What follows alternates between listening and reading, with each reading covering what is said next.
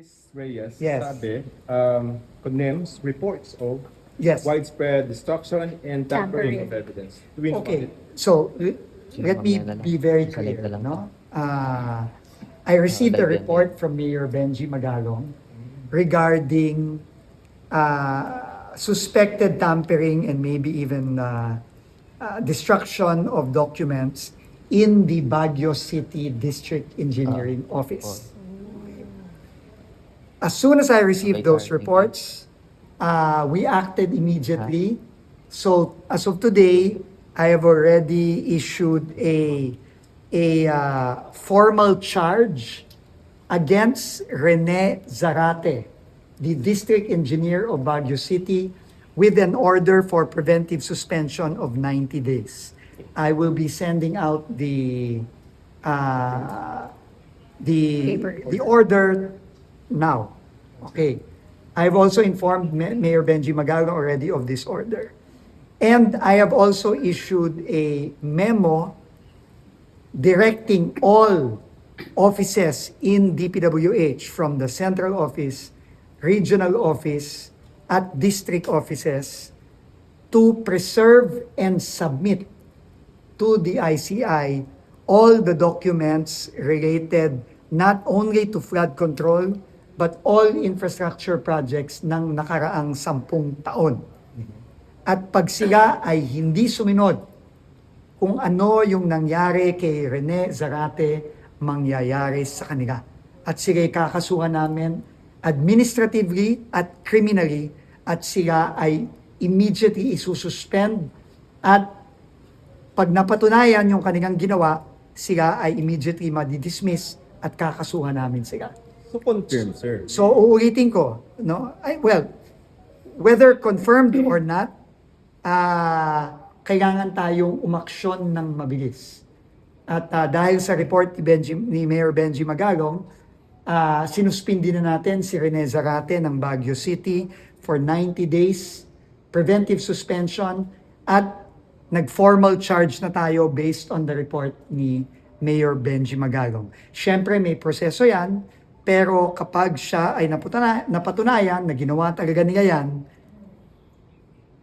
uulitin ko, pasensyahan tayo. Sir, sa Baguio lang. Sa Baguio lang ang nakuha nating report. Pero kaya nagpadala na rin tayo ng memo today, follow up to an earlier memo last week, which required, nung nabuo ang ICI, nagpadala na tayo ng memo, ipapadala ko din sa inyo yan,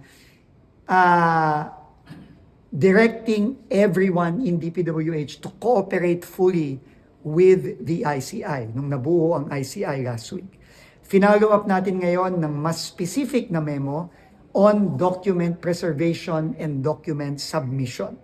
At kung sila ay hindi sumunod dito, sila ay kakasuhan, sila ay maaalis, at pasensyahan tayo dun sa kanilang magiging kaparusahan dito. Sir, natuloy bang nasira yung documents or napigilan naman yung sa Tinitignan natin ngayon, no? At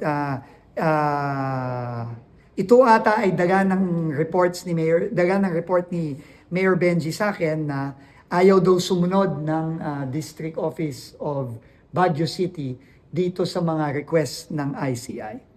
So, pinapacheck ko na ngayon, nagpapunta na tayo ng tao doon kay General Ato Bisnar, na recommended na natin na maging incoming USEC, pero hindi pa lang lumalabas ang kanilang mga appointments.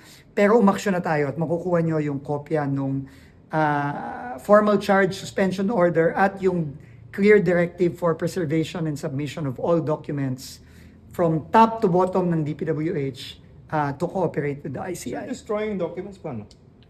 Ano na? Destroying documents pa. Hindi pa ho natin agam, hanapin. Destroying or Titignan pa natin, no? Yun ang report sa atin ni Mayor Benji Magalong, at kailangan nating aksyonan agad yan.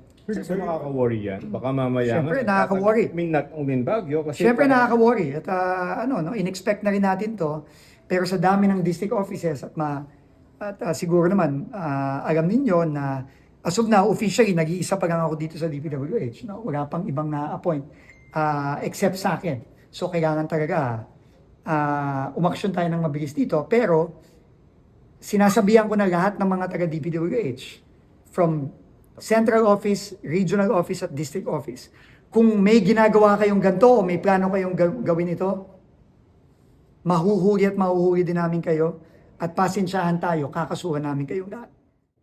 Pero nakausap ko si Sir Benji kanina, ang sabi niya, ang report lang daw niya kay Justice Andy Reyes ay yung nakikita niya sa Baguio City. So this serves as a warning to everyone in DPWH. Wag kayong magtatamper o lalong-lalo na magsisira ng ebidensya. Kasi mahuhuli at mahuhuli din kayo. At pasensyahan tayo. Yung nangyari na at mangyayari kay Rene Zarate na DE ng Baguio City, mangyayari din sa inyo.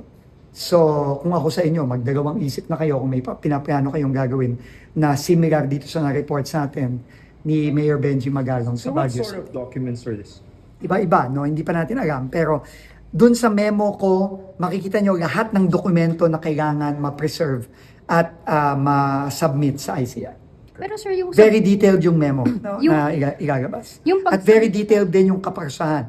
Criminal, administrative cases, at hindi lang sila matatanggal sa DPWH, kundi makakasuhan din sila at pwede silang makakulong dito.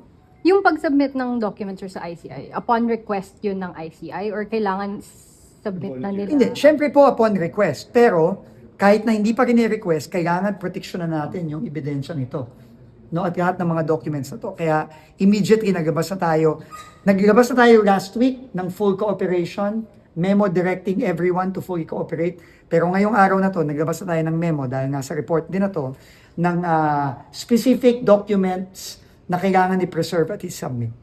At kung hindi nila gagawin to, sila yung makakasuhan criminally at administratively at matatanggal sila sa trabaho. Do they have a deadline? Immediate po ito. Kailangan na nilang i-preserve to ngayon. No, at kailangan i-submit na nila to lahat ngayon. Okay. Sir, Okay. last for my end lang. If ever man na nagtagumpay dun sa pag-tamper ng evidence, is there a way for the... Marami namang mga kopya yan. May mga hindi lang naman ng DE ang may kopya. Meron din tayong mga electronic copies at meron din tayong mga iba pang kopya sa central office. So, hindi tayo nagtataka at hindi tayo nagugulat na merong mga ganito na nagkukumahog para mag-destroy at mag-tamper ng ebidensya. Pero mahuhuli at mahuhuli din sila. Yung pinangalanan niya, Sec, most likely involved din siya dyan sa mga anomalies of flood control. Hindi naman siguro siya magtatago at magsisira kung hindi siya involved, di ba? So DE, what's the name? Rene Zarate. First this